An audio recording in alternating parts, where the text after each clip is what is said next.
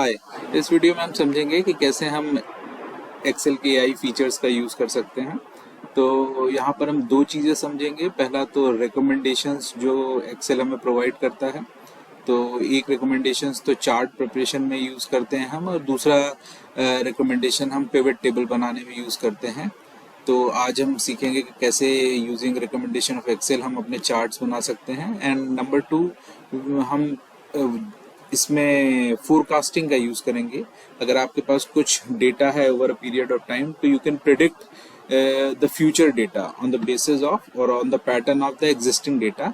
जो आपके पास existing data है उसके बेसिस पे आप फ्यूचर का फोरकास्टिंग कर सकते हैं अपने डेटा का। तो कैसे करेंगे वो हम देखते हैं। तो फर्स्ट ऑफ ऑल हमारे पास एक डेटा है। तो सैंपल के लिए मैंने यहाँ पर एक डेटा लिया है जिसमें डेट्स हैं एक कॉलम, और दूसरा कॉलम है number of times app download. Suppose एक ऐप की डाउनलोडिंग का डेटा है मेरे पास, तो मैंने कुछ डेटा बना लिया है। तो फर्स्ट ऑफ ऑल हम इसमें देखेंगे कि how to use the recommendation part of Excel.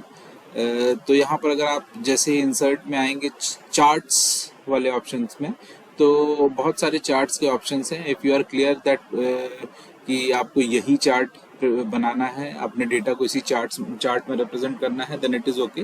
If you are dicey, आप रिकमेंडेड चार्ट्स में क्लिक कर सकते हैं। जैसे रिकमेंडेड चार्ट्स में क्लिक करेंगे तो यहाँ पर आपको कुछ रिकमेंडेशन देगा एक्सेल।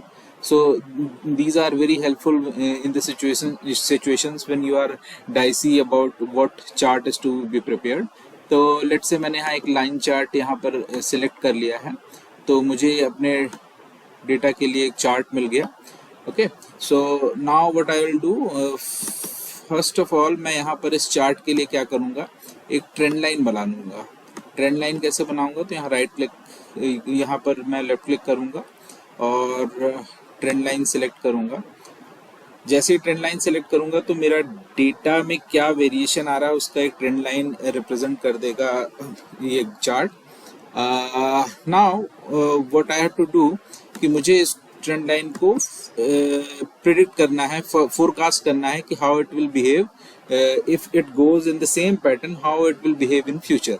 तो उसके लिए मैं क्या करूँगा कि मैं इस ट्रेंड लाइन पे क्लिक करूँगा, डबल क्लिक करूंगा, तो यहाँ पर फॉर्मेट ट्रेंड लाइन के ऑप्शंस खुलेंगे मेरे पास। यहाँ मैं आप अगर देखें तो फोरकास्ट का एक ऑप्शन आ रहा है, उसमें अगर फॉरवर्ड में मैं 20 पीरियड डाल देता हूँ, 20 डाला मैंने, और जैसे ही मैं इसको वापस क्लिक करूंगा तो ये मुझे ट्रेंड लाइन तो मुझे आगे के पीरियड्स का ये शो करेगा, बट किस तरीके से मेरा डेटा फ्लक्चुएट करेगा ये रिप्रेजेंट अभी नहीं कर रहा है। तो इसके लिए मुझे क्या करना पड़ेगा, इसके लिए आप कहीं भी अपने टेबल पे क्लिक करें और उसके बाद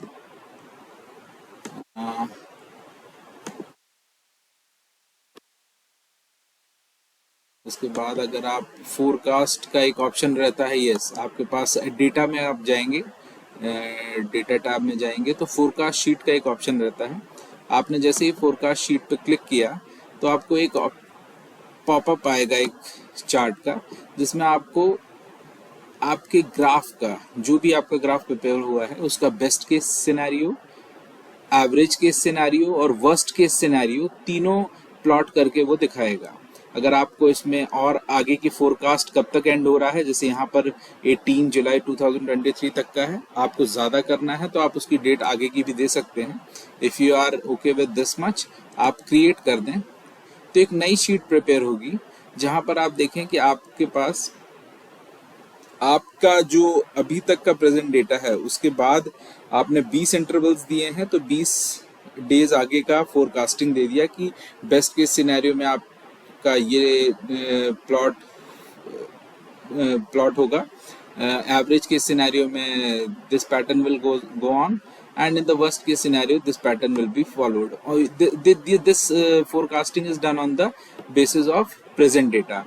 अब अगर आपको इन डेटा पॉइंट्स चाहिए कि क्या डेटा पॉइंट्स होंगे, तो अगर आप स्क्रॉल करेंगे इस नई शीट में नीचे तो आप देखेंगे कि जहां तक आपका डेटा था उसके ठीक बाद से from the very next day 2 जुलाई 2023 तक मेरा डेटा था, 3 जुलाई 4 जुलाई के बाद से उसने डेटा प्लॉट करना शुरू कर दिया, जितने इंटरवल्स के लिए मैंने उसे कहा था।